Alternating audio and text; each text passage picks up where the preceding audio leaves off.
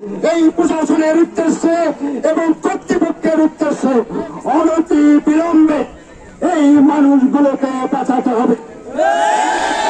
অনতি বিলম্বে এখানকার নারী পুরুষ এখানকার সবাইকে রক্ষা করতে হবে। এখান থেকে দুর্বার আন্দোলন করে তুলতে হবে। দরকার হলে এখানে ফুলবাড়ি প্রশাসনে আমরা অনশন ধর্মঘট যাতায়াত দেব।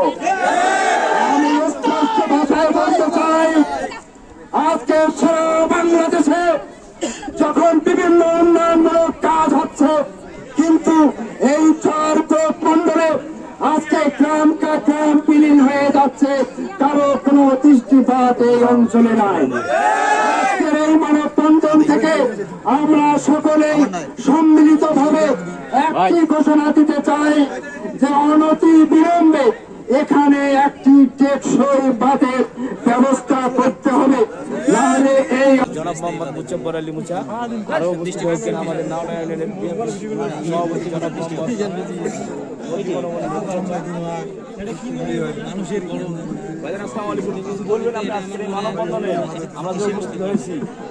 কিছু বলেন একটু। ধন্যবাদ। আমাকে কি শোনা যায়? আজকে সোহরগরুক মন্ডল আমাকে শোনা যায়? এলাকায় ধরলা নদীর ভাঙনকে আমরা এখানে উপস্থিত হয়েছি। এখানে মানববন্ধনে সবাই উপস্থিত হয়েছি। সোহরগরুক মন্ডলবাসী আজকে নদী ভাঙনের কবলে পড়ে তারা জমা জমি বসত ভিটে সবকিছু হারাচ্ছে।